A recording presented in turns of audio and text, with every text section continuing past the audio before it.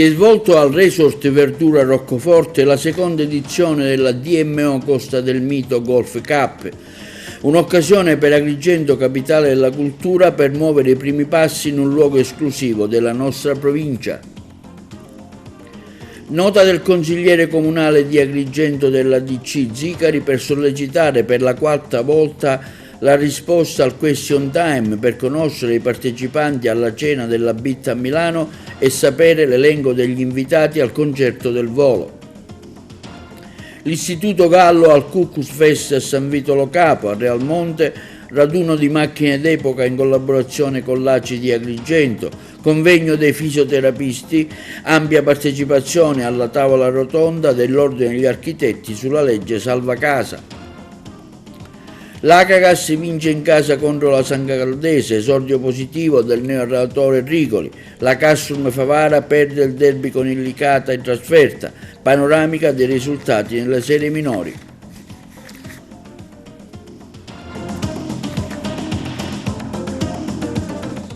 Buongiorno col nuovo appuntamento della settimana di oggi, lunedì 30 settembre, del nostro telegiornale. Agrigento, capitale della cultura, continua a muovere i primi passi e lo fa all'interno di uno dei più esclusivi e incantevoli luoghi della costa agrigentina, il Resort Verdura Roccoforte. L'occasione è stata fornita dalla seconda edizione della Costa del Mito Golf Cup, organizzata dalla DMO Distretto Turistico Valle dei Templi. Ce ne parla Margherita Trupiano.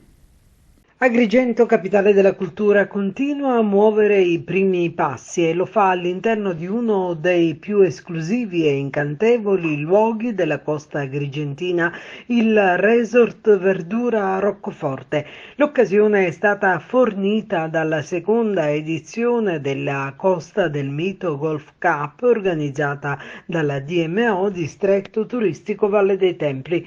Presenti le massime autorità civili e militari locali. L'evento ha sancito la prima uscita ufficiale di Roberto Albergoni nella qualità di direttore generale di Agrigento 2025. Presenti il sindaco Miccichè, il presidente della Fondazione Minio, i sindaci di Ribera, Montallegro e Bivona. Sindaco, è il preludio di un Agrigento 2025 bello, con questa manifestazione in un luogo eccellente del nostro turismo agrigentino. Sì, come dici tu, è il preludio, stiamo celebrando la bellezza della nostra provincia, la bellezza della Costa del Mito, 150 km che da Selinunte vanno a Gela, quindi abbiamo avuto anche l'intelligenza di includere le due province adiacenti, c'è da un lato Trapani e dall'altro lato Caltanissetta.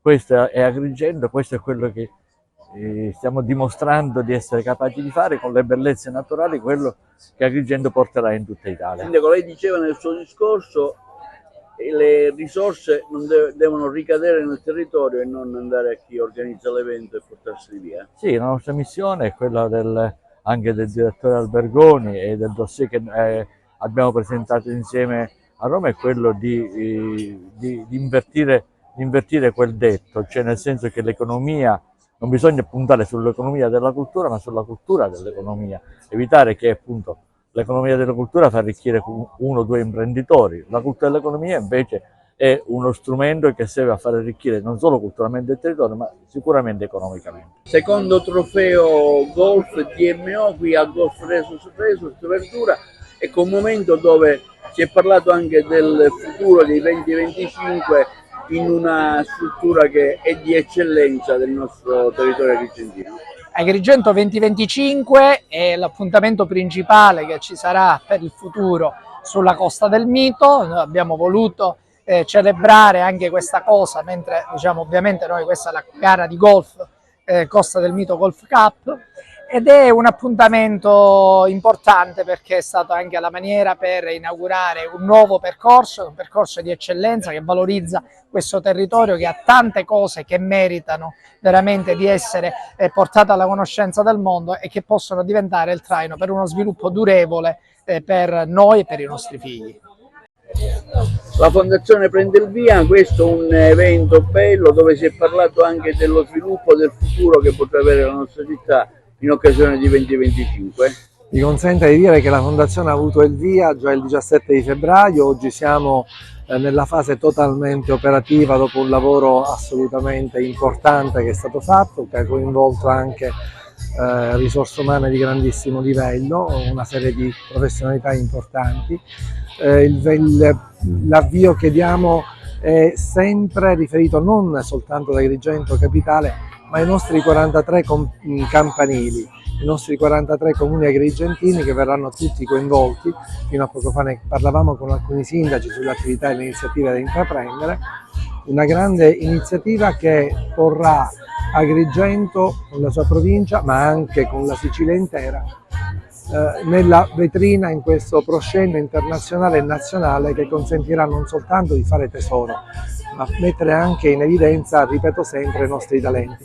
Ma la cosa fondamentale, direttore, è che noi vinceremo questa sfida attraverso le connessioni che sapremo, vorremo e potremo mettere a frutto, cioè mettere insieme le intelligenze, i talenti, le iniziative, i percorsi per traguardare così oltre il 2030 questa grande avventura, facendo sì che lasci questa grande avventura qualcosa di serio, di concreto e di diverso da quello che abbiamo È operativa la Fondazione, molte sono le richieste, ci aggiorni su questo. Allora, abbiamo avuto una quantità di proposte, di idee, di progetti che stiamo certamente tenendo in considerazione, però per un discorso di ordine anche e dare opportunità a tutti quanti di partecipare, faremo una apposita call nella quale inviteremo tutto il territorio, le associazioni, gli enti, le fondazioni che vorranno partecipare a ripresentarli, però secondo delle direttrici che noi stessi daremo. Sono chiaramente quelle direttrici che devono avere dei punti di connessione con il dossier che è stato approvato dal Ministero. Il direttore generale della Fondazione oggi fa il suo esordio con questa bella manifestazione organizzata dalla DMO. È una manifestazione splendida in un luogo meraviglioso, dobbiamo andare avanti, è stato fatto fino ad oggi un gran lavoro, su quello dobbiamo porre le basi per continuare e per fare in modo che il 2025 sia davvero un anno non soltanto per la città di Agrigento ma per tutto il territorio, che dia opportunità di rilancio per i decenni a venire. Ecco, qualche novità?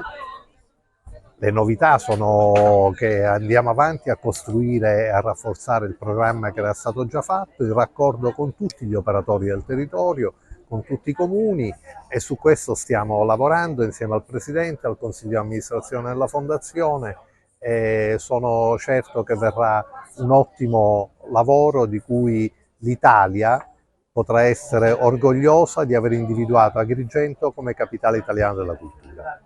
In occasione di questo evento lei ha annunciato che la vostra struttura è disponibile e pronta, una struttura di eccellenza del turismo ovviamente, ad accogliere Capitale 2025 Agrigento. Assolutamente sì, lo Roccoforte Verdura Resort è una struttura d'eccellenza sulla costa agrigentina e siamo pronti, siamo anche fieri, onorati di far parte di questo territorio per dare ospitalità a chi volesse poi durante l'anno che incoronerà Agrigento Capitale della Cultura, tutti coloro che vogliono venire a trovarci. Ecco, oggi c'è stata l'occasione di questa premiazione del distretto turistico Valle dei Templi qui con questa consegna dei premi del Golf DMO. Sì, abbiamo organizzato questo torneo in collaborazione con la Costa del Mito e Audi Meridiano di Agrigento proprio per esaltare la bellezza di questo territorio, e noi ci rendiamo disponibili anche nei prossimi anni a continuare questa collaborazione. Grazie. Dopo 4 sedute del question time al comune di Agrigento, la consigliera comunale della DC Roberta Zicari sollecita all'amministrazione comunale di avere risposte in merito alla cena organizzata nel Fuori Bit che si è tenuta a Milano lo scorso 4 febbraio con il contributo del Parco Archeologico, che per l'occasione ha dato un finanziamento di 61.000 euro, e di conoscere inoltre l'elenco degli invitati al concerto del Volo alla Valle dei Templi. Assessore, lei è stato consigliere, purtroppo l'assessore Giulla no, e forse un po' di scuola dovrebbe fargliela. Potrebbe riferire all'assessore che se l'interrogazione è ancora oggetto di questo question time e ce la riportiamo da 6 mesi, evidentemente non è stata trattata, perché evidentemente l'assessore non vuole rispondere. E le dirò di più, visto che c'è anche il segretario comunale. Ho mandato una richiesta di accesso agli atti via mail. E tra l'altro io da consigliere non ho bisogno di ricorrere all'accesso agli atti, e nonostante tutto questo elenco io non ce l'ho. Adesso io sono contraria ad adire altre vie, perché la politica è una cosa, la procura è un'altra, però qui state veramente superando la misura. Non è normale che un consigliere comunale debba fare 4 question time, 2 accessi agli atti, e ad oggi, dopo un anno, non ha l'elenco degli invitati, perché dovete capire che siete voi i responsabili, voi invitate. Non è vero che la DMO, che la cabina di regia, questo comune è irresponsabile anche sui progetti di Capitale della Cultura. Vi ricordo che la convenzione indica il comune come soggetto beneficiario tenuto agli obblighi di rendicontazione, il che vuol dire che se io rendiconto io devo sapere chi invito, devo sapere quanto spendo, devo sapere che procedure ho utilizzato. Per esempio le royalty di questo evento a chi vanno? A Mediaset o a noi? Chi ha contrattato? Perché Mediaset non lo Rai? Io sono anche preoccupata per voi, perché mi chiedo perché nessuno di voi si ponga delle domande e non ne cerchi risposta. Io mi sono veramente stancata del fatto che questa comune, questa città non conta nulla, non viene rappresentata. In questo territorio si può fare tutto, è concesso tutto. Secondo me non è rispettoso nei confronti degli agrigentini che vi hanno votato e che state rappresentando. Grazie. Dal 24 al 26 settembre scorso gli alunni e i docenti dell'Istituto Alberghiero Niccolò Gallo di Agrigento hanno partecipato al Curcus Fest a San Vito Lo Capo. Gli alunni e i docenti dell'Istituto Alberghiero Niccolò Gallo di Agrigento hanno partecipato al Curcus Fest di San Vito Lo Capo. Gli alunni Andrea Balli e Giovanni Mangione, guidati dai professori Antonello Iacono Manno e Leonardo Mangione, hanno seguito uno show cooking dedicato alla preparazione di un dolce tipico agrigentino, il couscous dolce. Inoltre hanno ideato e preparato le crepe Gallo in onore della stessa scuola, utilizzando prodotti locali come la ricotta di Cammarata, il pistacchio doppio di Raffadali e l'arancia doppia di Ribera. Notevole è stato il successo riscosso in termini di apprezzamenti da parte delle numerosissime persone che hanno visitato lo stand del Gallo e hanno gustato le varie specialità proposte. Grande la soddisfazione della dirigente scolastica Giovanna Pisano per la riuscita di questa iniziativa, che si è rivelata una bellissima e significativa esperienza che ha permesso agli studenti di mettere in pratica in maniera eccellente le competenze acquisite. A Realmonte il raduno di auto d'epoca alla Scala dei Turchi a Villa Romana, il gruppo composto da circa 50 appassionati e collezionisti di auto storiche provenienti da ogni parte della Sicilia, dopo la tappa alla Valle dei Templi ha visitato Villa Romana, il Belvedere e la Scala dei Turchi, un'iniziativa nata grazie al protocollo d'intesa siglato tra il comune di Realmonte e l'Automobile Club di Agrigento. Abbiamo stilato un protocollo di intesa con Acisport e io per questo ringrazio il presidente, l'avvocato Bellanga, che ci ha proposto questa attività meravigliosa che vede da un lato raggiunti gli amatori delle moto, delle macchine in generale, e dall'altro la promozione territoriale. Siamo partiti da Agrigento e in vista di Agrigento Capitale della Cultura, in collaborazione, questa non è ancora una volta promozione del territorio che passa attraverso la cultura e la bellezza. Quindi da Agrigento, da un'area UNESCO, la Valle dei Templi, siamo passati alla Villa Romana, che parte dell'area archeologica Valle dei Templi ed è nel comune di Realmonte, e andremo alla Scala dei Turchi, che è un altro monumento naturalistico candidato a diventare bene UNESCO e insignito recentemente dal titolo di Geosito. Insomma, se pensiamo che sono solo 2 in tutta Italia e 100 in tutto il mondo, ci rendiamo conto quanto è importante questo riconoscimento e quanto è importante per la promozione territoriale. Noi qua a Realmonte abbiamo dato il benvenuto ai visitatori con un gruppo folcloristico, i Diapason, che raccontano dell'identità di Realmonte, e siamo in una villa romana, una delle migliori, insomma una delle più conservate. Credo che in tutta Europa ce ne siano solo 3, e quindi ancora una volta, ecco, questa è l'importanza archeologica, paesaggistica di questo territorio, proprio dà la misura di questa importanza.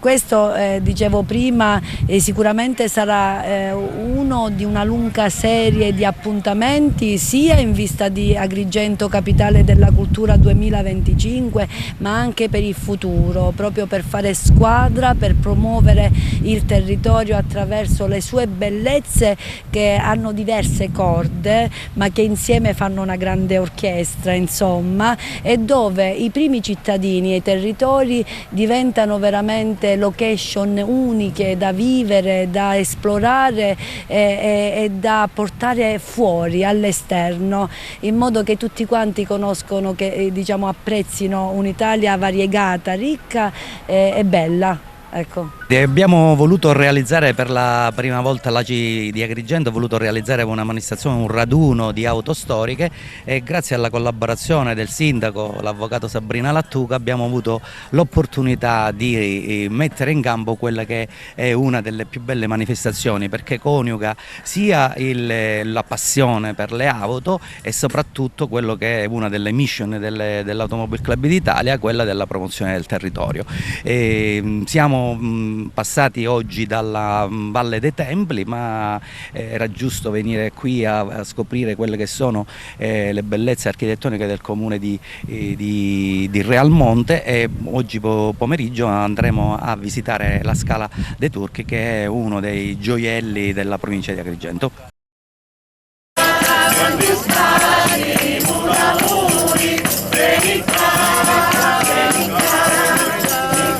Fisioterapisti e professionisti sanitari di Agrigento, Caltanissetta ed Enna a confronto. L'evento si è svolto al Museo Griffo con relatori di eccezione che hanno discusso su tematiche che hanno importanti ricadute sui cittadini. Le interviste ai protagonisti. Oggi abbiamo organizzato un importantissimo evento formativo per la crescita della nostra professione, dei fisioterapisti e di tutte le professioni sanitarie. Questo evento è stato possibile realizzarlo anche grazie alla importantissima collaborazione degli altri 2 ordini, dei TSRM, delle nostre province di competenza di Agrigento, Caltanissetta ed Enna, anche grazie al patrocinio dell'Ordine degli Avvocati di Agrigento e alla splendida ospitalità dell'ente parco che ci ha consentito di organizzare l'evento in questa location splendida.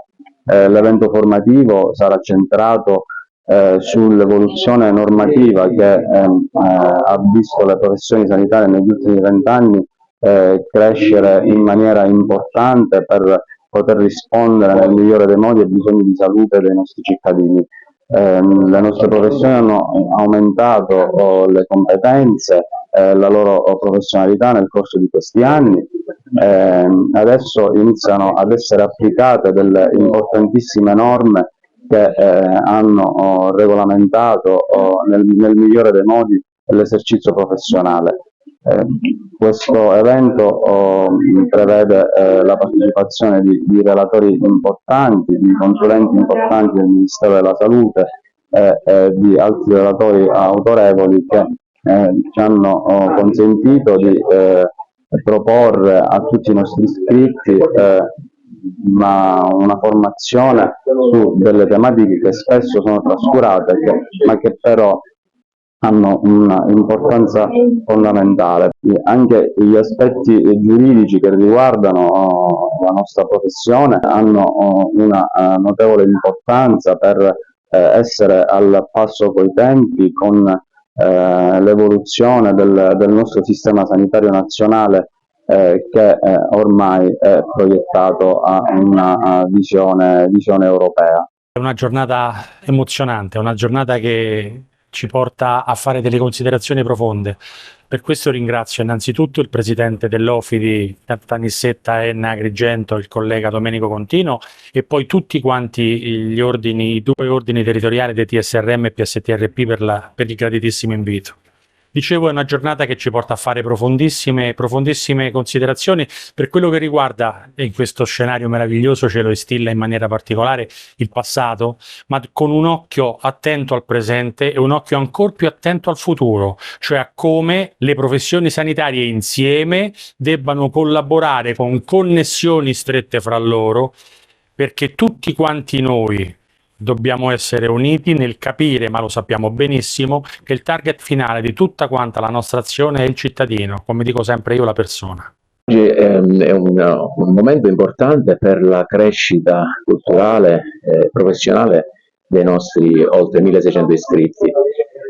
Con Domenico Contino, Presidente dell'Ordine dei Fisioterapisti, abbiamo di concerto organizzato questo momento formativo perché crediamo vivamente che la contaminazione tra le 18 professioni nostre e la loro professione di fisioterapisti possa portare solo beneficio alla sanità e alla salute dei nostri territori. Contaminarsi significa scambiare conoscenze, formazioni, esperienze culturali e professionali di indubbio valore.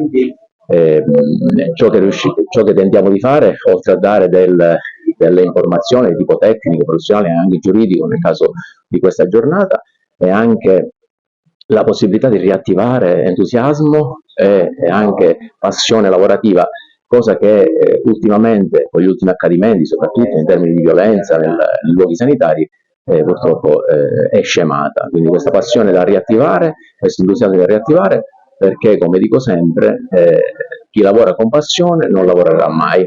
È inaugurato a Canicattì un nuovo EcoPoint alla presenza del sindaco, del presidente di Ecogreen, Marcello Giavarini. Noi eravamo sul posto. Sindaco, una comunità che cresce con un nuovo investimento di una grande azienda leader italiana che è l'Ecogreen anche a Canicattì. Allora, è un onore oggi essere presente qui in questa inaugurazione, anche perché oggi inaugurare un punto di Ecogreen e va un mio ringraziamento forte al presidente Giavarini, anche perché hanno fatto veramente un investimento per cui hanno creduto nella realtà canecattenese, perché è una realtà laboriosa, e sono convinto che non avranno delusioni della città di Canicattì, anche perché alla città di Canicattì ci sono grandi veramente potenzialità, e queste potenzialità le possono mettere in campo anche con la loro preziosa e progettualità, che sicuramente porterà benefici alla comunità canicattenese. Marcello Giavarini, stasera qui a Canicattì, nuova inaugurazione di un punto Ecogreen, società che si espande in provincia di Agrigento ma anche recentemente in provincia di Caltanissetta.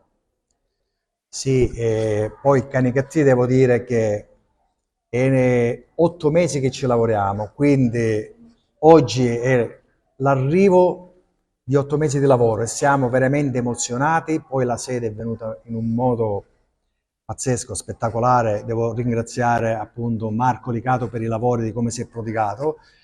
Per Canicattì abbiamo dei progetti. Adesso partiamo con l'Eco Store, faremo degli investimenti con delle comunità energetiche, di questo ne parleremo un po' più avanti.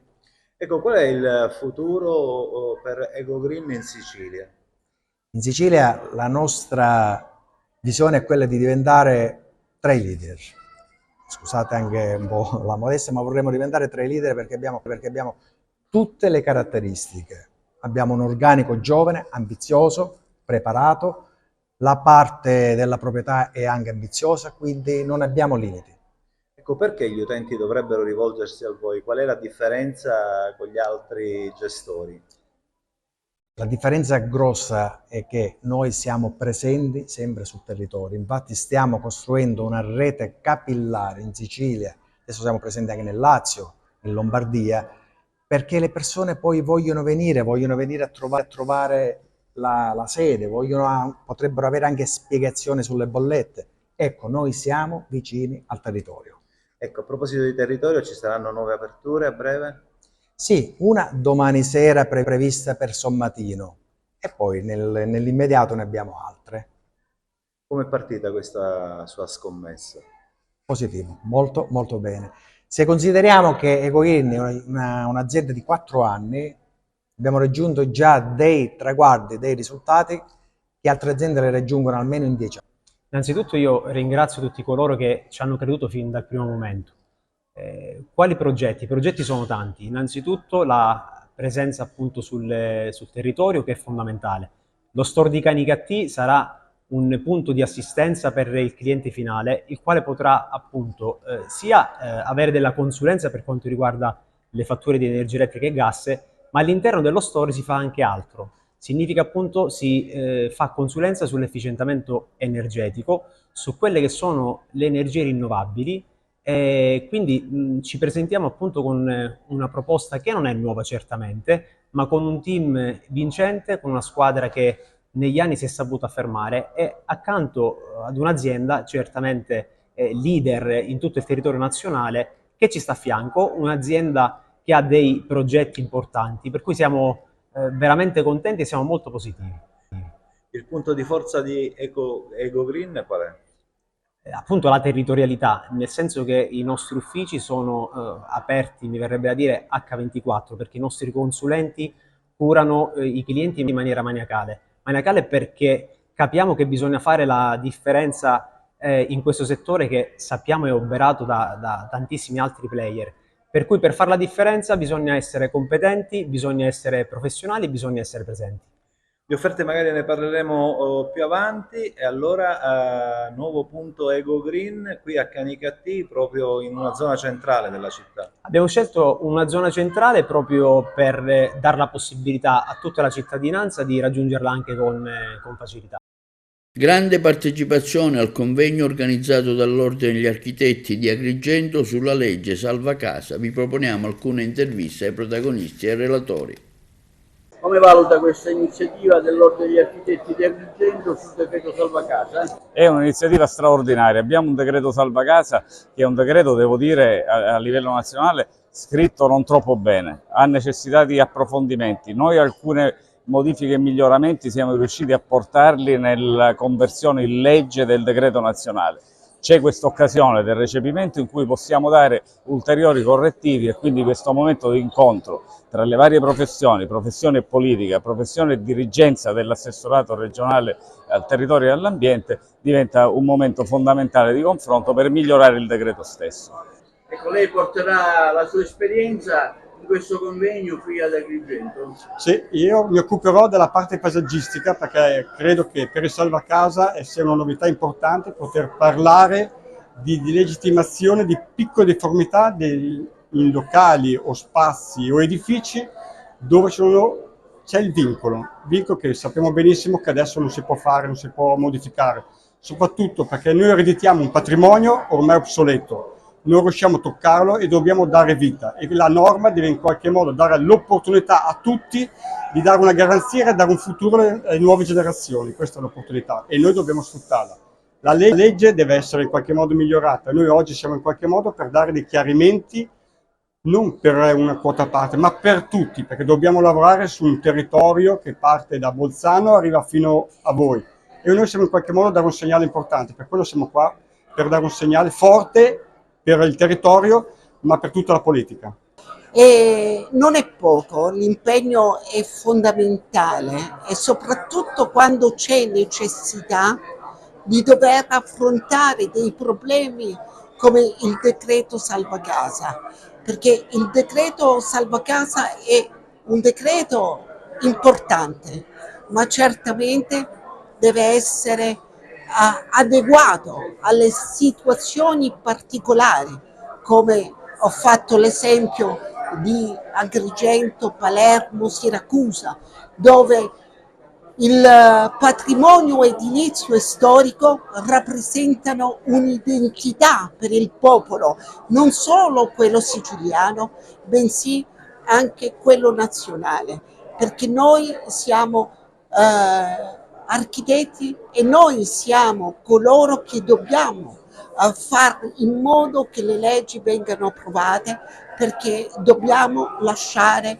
il futuro ai nostri figli. È una splendida iniziativa in linea con quello che sta succedendo nel quadro nazionale, perché insomma cerchiamo sempre di attenzionare con profondità quelle che sono le evoluzioni normative. In particolare in questo caso si inserisce nella linea di un'evoluzione continua della disciplina delle costruzioni, in particolare andando a sistemare una serie di, diciamo, di elementi all'interno del 380 che però, insomma, purtroppo allo stato attuale sembrano formare sì alcune certezze, ma sì anche diverse perplessità. Insomma, è già sul tavolo del Ministero la necessità di una circolare esplicativa su diversi aspetti, aspetti che fanno in modo che quello che ad oggi è un provvedimento che dovrebbe essere diciamo immediatamente esecutivo, necessiti invece di una serie di messe a punto senza le quali il lavoro dei miei colleghi sarà problematico. Sì, un convegno organizzato dall'Ordine degli Architetti di Agrigento in continuità a quello che stanno facendo gli ordini territoriali in tutta Italia. Infatti quello di Agrigento è una tappa che diciamo, segue quello che si sta facendo in tutta Italia, a partire dagli ordini del nord, del centro. L'ultima tappa è stata organizzata a Crotone nel mese di giugno, a poche settimane dall'uscita, dalla conversione in legge del decreto, e serve questa attività per poter incrementare sempre di più le conoscenze territorio per territorio, per far sì che il testo possa essere modificato, recepito nel caso della Sicilia, nelle sue migliorie, diciamo, che si possono dare e che può dare il mondo degli ordini territoriali, perché riteniamo che la base, quindi gli iscritti, i nostri professionisti, i nostri colleghi possono portare quel contributo, e noi ovviamente come da portavoce, per poter migliorare al massimo un testo che sappiamo non è sufficiente, non è definitivo per rispondere alle esigenze e alle necessità dei cittadini. Parliamo di queste iniziative, il quadro normativo sull'edilizia dopo il decreto salva casa in questo convegno che l'Ordine sta organizzando. Beh, come sempre l'Ordine degli Architetti di Agrigento, con la collaborazione della Fondazione Architetti nel Mediterraneo e in questo caso con la partnership di una serie di enti, di ordini, della consulta, del Consiglio Nazionale degli Architetti e dei rappresentanti delle reti professionali, ha voluto dedicare, come ha sempre fatto in queste occasioni, una serata di riflessione su un argomento come quello di oggi, che è di grandissima attualità. È un'occasione che si incastona in un corollario, potremmo dire, di iniziative che il Consiglio dell'Ordine ormai sta portando avanti da tantissimi anni, ed in particolare alle iniziative dell'anno scorso, in particolare quelle del centenario della Fondazione degli Ordini Professionali degli Architetti Italiani. Quindi di questa sera è sicuramente un'occasione importante per poter ragionare su alcuni importantissimi aspetti di questa nuova norma che è stata convertita in legge, il decreto che è stato convertito in legge, la legge 105, e che oggi rappresenterà sicuramente un'occasione importante per il nostro territorio. Linea alla regia per la pubblicità. L'Akragas vince per 1-0 la partita in casa contro la San Galdese. Ottimo l'esordio del allenatore Rigoli, che permette con questa vittoria di guadagnare i primi 3 punti del campionato. L'Akragas sfata il tabù di inizio stagione e vince la sua prima gara di campionato contro una grindosa e mai doma San Galdese. Il ritorno in panchina di Pino Rigoli sulla panchina biancazzurra ha portato fortuna e i 3 punti risultano molto salutari per la sfittica classifica.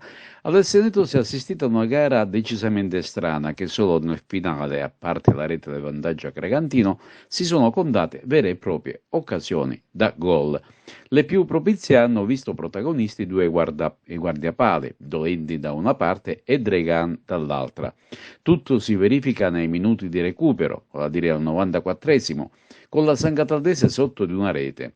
Il portiere nisseno, abbandonata la propria porta, si porta disperatamente in avanti a dare manforte ai propri compagni. Gli perviene un invitante pallone ed intuito quasi al limite dell'area spara una sventola diretta all'incrocio dei pali. La traiettoria è quella giusta, ma con uno spettacolare volo il portiere a Cragantino Dregan si esalta e smanaccia sopra la traversa tra gli applausi dell'affollato stadio Seneto. Il vantaggio è salvo e la sospirata vittoria arriva dopo una mangiata di secondi. Riavvolgendo il nastro sin dal fischio iniziale, Acregas e San Cataldese hanno dato vita ad una sfida molto combattuta e a tratti anche nervosa. Entrambe hanno giocato a specchio senza troppo impensierire i rispettivi portieri. Al 20° arriva la svolta, si crea una sorta di mischia dentro l'area della San Cataldese, il pallone schizza pericolosamente, interviene Palazzolo anticipando un avversario e gonfia la rete dell'incolpevole Dolenti. Si sfata il tabù della linea avanzata, ma siamo alle battute iniziali e c'è ancora molto da giocare. Al 25° Lofaso, dopo un assolo, si presenta al cospetto di Dolenti, ma il portiere chiude bene lo specchio della porta e respinge. Un minuto più tardi il centrale biancazzurro da Silva, sugli sviluppi di un calcio d'angolo, di testa alza troppo la mira. Ma il vento cambia presto direzione e la reazione dei ragazzi dell'ex Orazio Pitatella si fa subito veemente. Al 38° un'incursione in area agrigentina viene contestata per un penalty non concesso per un presunto braccio da parte di un difensore locale. L'arbitro Scarpati di Formia lascia giocare, ma le proteste vivaci di Tedesco lo costringono a tirare fuori il giallo, che poi diventa rosso, in quanto si tratta della seconda ammonizione fatale. San Cataldese in inferiorità numerica, che dovrà giocare una 60 di minuti in 10. Nella ripresa la gara passa in mano agli ospiti, che pressano tutte le parti, e al 94° avviene l'episodio che abbiamo descritto prima.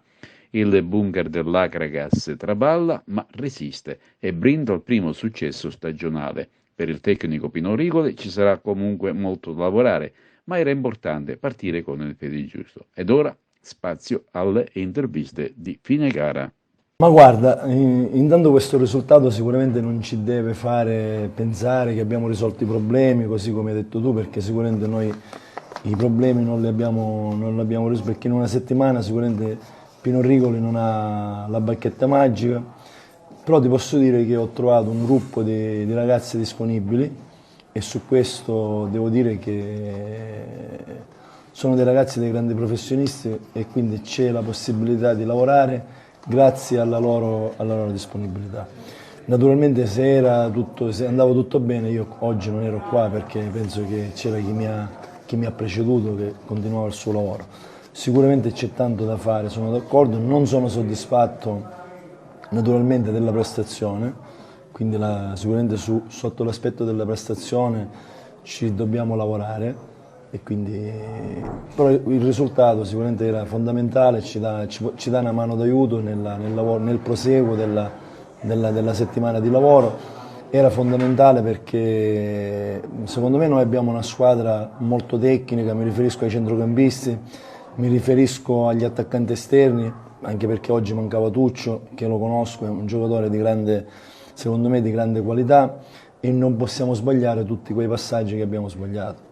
Quindi secondo me è da attribuire pure al fatto della tensione, al fatto che sì, ho cercato in settimana di tranquillizzarli, di farli stare quanto più sereni possibile, facendo capire che era fondamentale, però penso che gente come Lofaso, gente come Paolo Grillo, gente come lo stesso Palazzolo, Garufo, che oggi secondo me ha fatto una grande partita, come del resto tutti gli altri, come sotto l'aspetto dell'impegno, certe cose non li possono sbagliare perché hanno una qualità. Io li ho visti allenare questa settimana e ti posso dire che sotto questo aspetto sono molto soddisfatto.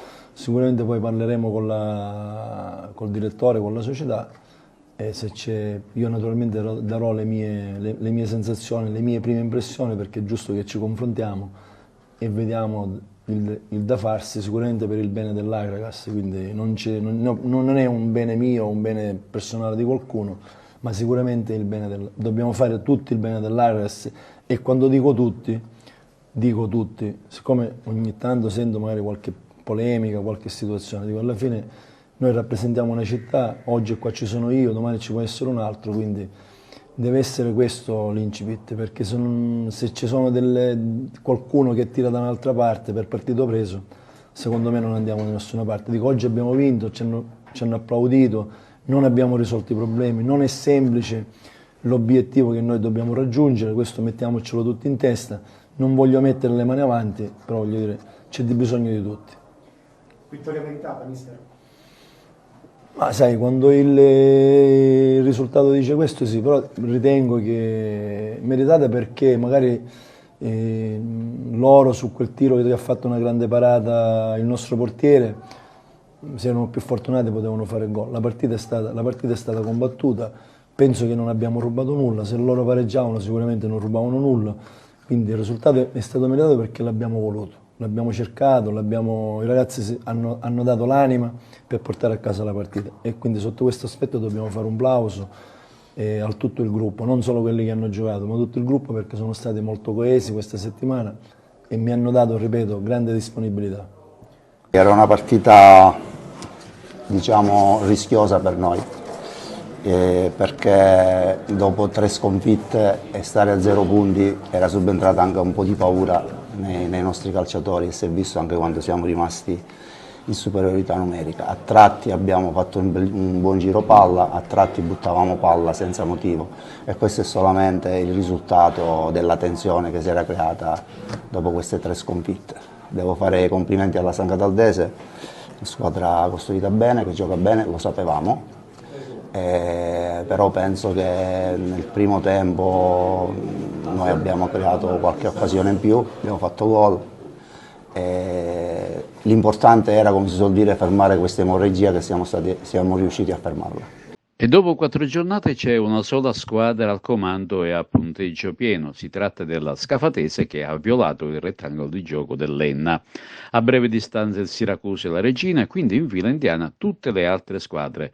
Bel balzo in avanti dell'Acragas che lascia la scomoda ultima posizione e raggiunge San Cataldese, Nissa e si stacca da Ragusa e Sant'Agata. Prima vittoria del Licata che si aggiudica il derby con la Castro Favara. I risultati vedono il Città del Cireale perdere in casa con la Novegea 0-2. La Novegea sarà il prossimo avversario dell'Acragas fuori casa. Enna Scafatese 1-2, Regina Ragusa 1-0, poi San Biase Nissa 1-1, Siracusa Città di Sant'Agata 3-0, Vibonese e Pompei 4-3, Acragas San Cataldese 1-0, Paternò Locri 2-1, Licata Castrum Favara 2-1. Vi proponiamo ora una sintesi della partita San Cataldese Acragas. Inizia adesso Acragas San Cataldese, quarta giornata di andata del campionato di Serie D Girone I. Minuto 19 nel corso del primo tempo, secondo angolo per l'Acragas, sotto la Sud, parte Grillo, sul primo palo, la palla è lì, attenzione Rechichi e poi ha segnato l'Acragas, ha segnato Nicolo Palazzolo, il gigante avanti, 1-0.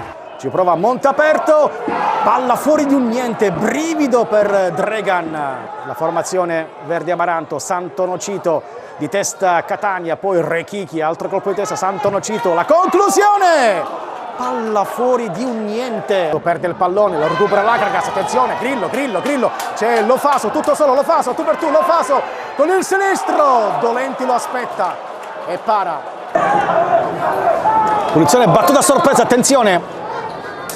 Ci prova Germano, palla alta sopra la traversa, brivido per l'Acragas e chiude in attacco la San Cataldese. Santonocito contro Rechichi con il destro a giro, attenzione, Dregan la tiene lì. Finisce così il primo tempo con l'Acragas avanti 1-0, gol di Palazzolo. Siamo dentro il secondo tempo di Acragas San Cataldese e poi servito a sinistra Tutino, avanza il 4, poi Santonocito, altro cross in aria, attenzione Dregan, presa aerea, la palla è sua, Calabrese e Montaperto in zona battuta, siamo giunti al 35esimo della ripresa, si prova su palla inattiva la squadra di Pitatella. Parte Montaperto e un tiro in porta, palla alta sopra la traversa. Fischia l'arbitro. finta di Montaperto, parte Calabrese, la conclusione, la parata di Dragan che salva l'Akragas al 91esimo.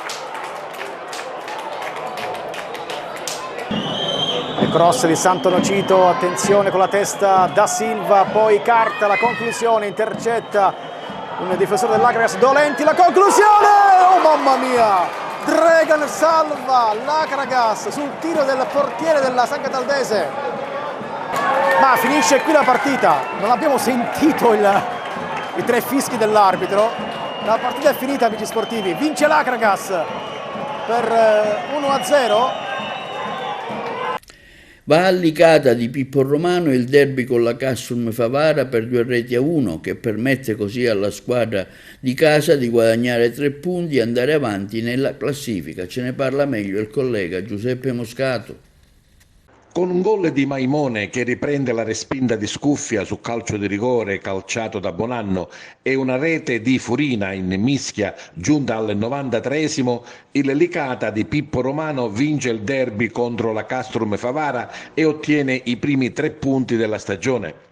Nel mezzo di queste 2 azioni c'è la squadra di Pietro Infantino, una Castrum Favara che ha disputato un'ottima partita con grande personalità e determinazione ed ha puntato a conquistare l'intera posta in palio, giocando a viso aperto con un eccellente secondo tempo, ma che è stata poco efficace sotto rete, non riuscendo a concretizzare diverse occasioni da gol. Proprio per questo mister Infantino al termine della gara si è detto molto soddisfatto della prestazione dei suoi ragazzi, affermando che la sua squadra avrebbe meritato non un punto ma l'intera posta in palio. Pippo Romano dal canto suo parla di vittoria meritata con la sua squadra che ha prodotto tante palle gol, con i ragazzi che non hanno mai mollato, hanno rischiato, hanno avuto coraggio e sono stati premiati. È stato comunque un incontro combattuto con entrambe le squadre che hanno espresso un buon calcio, Favara intraprendente e determinata, Licata mai doma alla ricerca della sua prima vittoria. La gara si sblocca al 15esimo grazie a Maimone che riprende la respinta di Scuffia su calcio di rigore di Bonanno. Pronta la reazione del Favara che alza il proprio baricentro e arriva al pari al 31esimo con Avanzato che realizza sugli sviluppi di un calcio d'angolo. Favara, che è molto determinata nella ripresa, mantiene il gioco e si proietta in avanti, tanti calci d'angolo a dimostrazione della mole di gioco offensiva prodotta che però non si concretizza in rete. Licata subisce e reagisce, riuscendo ad essere pericolosa ma spesso imprecisa. Quando tutto lasciava presupporre un pari, però arriva il gol della vittoria licatese. Al terzo dei 5 minuti di recupero concessi dall'arbitro, il signor Novarino di Taurianova, che ha diretto l'incontro sicuramente sotto la sufficienza, sugli sviluppi di una mischia c'è il tocco vincente di Furina che consegna il primo successo stagionale agli uomini di Pippo Romano e penalizza oltre misura la squadra di Pietro Infantino. Ma ecco ai nostri microfoni i 2 tecnici insieme al direttore sportivo della Castrum Favara, Tino Longo. Io posso solamente dire che avete visto la partita e chi capisce un po' di calcio credo che dovrebbe fare i complimenti, come ringrazio il pubblico di Licata per l'applauso finale ai miei ragazzi, e questo testimonia che siamo venuti qui a Licata con grande personalità, come abbiamo fatto da Cireale, come abbiamo fatto domenica con l'Akragas. Noi giocheremo sempre a viso aperto, giocheremo sempre per cercare la vittoria, giocheremo sempre per mettere in mostra i nostri ragazzi. Credo che il Favara oggi ha fatto non una grandissima partita, di più, perché secondo tempo credo che c'è stata solo quella mischia del secondo tempo, del secondo gol. Non voglio, perché poi questa è la 4ª domenica e ci sono episodi che da analizzare, però in questo momento penso solo ai miei ragazzi che sono in un momento, che posso dire, di tristezza. Meritate, perché abbiamo avuto buone palle gol per sbloccare la partita, andare in vantaggio anche sull'1-1, abbiamo avuto diverse occasioni, però la squadra non ha mai mollato e questo è il punto fondamentale, che oggi per noi è una partita importantissima. Sapevamo che era difficile, una partita sporca, perché loro sono ben organizzati, è una squadra che pressa, che non lascia nulla al caso, e sapevamo che era complicata. Però noi siamo stati bravi a stare sul pezzo, anche cambiando gli uomini, rischiando di sbilanciarci tutti in avanti e prendere una ripartenza che ci poteva far male, però ci vuole coraggio. Noi abbiamo avuto il coraggio, l'abbiamo vinta e il coraggio va premiato. Direttore, fa rimanere un po' l'amaro in bocca perdere una partita così al 93esimo? Beh, penso proprio di sì. Non posso rimproverare nulla ai ragazzi. Abbiamo fatto una buona partita dall'inizio fino alla fine. È stato un incontro combattuto da ambo le parti. Diciamo che la partita poteva essere risolta da un episodio, da una o entrambe le parti. Ha avuto la meglio Licata, però ripeto, quando si gioca così prima o poi i risultati vengono. E poi l'abbiamo detto sempre, 12 squadre siciliane, praticamente è un derby a domenica. Sarà un derby ogni domenica, sarà una battaglia ogni domenica, quest'anno non è cambiato dall'anno scorso. Ci sono tante squadre blasonate, tante squadre forti e noi ce la giocheremo fino alla fine, perché l'obiettivo è sempre l'unico, quello che abbiamo detto all'inizio del campionato. Dimostriamo tutte le partite, questa è la quarta, che siamo una squadra che stiamo sul pezzo, quindi prima o poi i risultati ci daranno ragione. Vediamo ora una panoramica dei risultati di calcio della domenica curata dal collega Carmelo Lentini. Ed ora le categorie inferiori. In eccellenza prende il largo l'Athletic Club di Palermo che, superando con una quaterna di reti il forte Oratorio Marineo, raggiunge il terzo risultato di fila e guarda tutti dall'alto. Buon pari dell'Unitas Sciacca sul difficile rettangolo di gioco del San Giorgio Piana, mentre è stata battuta a sorpresa il Città di Gela a Misilmere. Non dimentichiamo che il Gela è una squadra che è una delle pretendenti al salto di categorie. Il Agrigentino in grande giornata, stiamo parlando invece del campionato di promozione Girone C, che hanno raccolto punti importanti per la propria classifica. L'Aragona si afferma fuori casa sul campo del San Pietro con una cinquina di reti, doppiette di Gambino e Iatta e quindi la rete finale di Graceffa. Netta vittoria per 1-4 del Camarat sul campo del Villarosa, doppietta di Serio, e poi Bamba e King. Casteltermine invece è stato fermato in casa 1-1 da Fortezera di Falco. Di Marco per i padroni di casa ed Agnello per gli ospiti. Ha riposato in questa giornata il Gemini. Adesso Aragona e Camarat si trovano ad un punto dalla vetta detenuta dal Nicosia, ma domenica prossima ci sarà sfida ad alta quota tra lo stesso Aragona e il capolista Nicosia, mentre Casteltermini e Gemini giocheranno fuori casa rispettivamente con Santa Domenica Vittoria a Serra di Falco. Il Camarat infine torna in casa con il San Pietro. E questo è tutto per l'edizione odierna del nostro TV Notizie di oggi, 30 settembre, lunedì. Vi ricordiamo che i nostri programmi si possono vedere in tutta Italia sul canale 268 per Chiale Smart TV, in streaming sul sito www.televideoagrigento.tv e il telegiornale sul canale 93 di Video Sicilia alle 15 alle 20 con replica la mattina alle 9. Inoltre i nostri servizi sono pubblicati nel nostro sito di YouTube Televideo Agrigento. E questo è tutto e vi auguriamo una buona serata.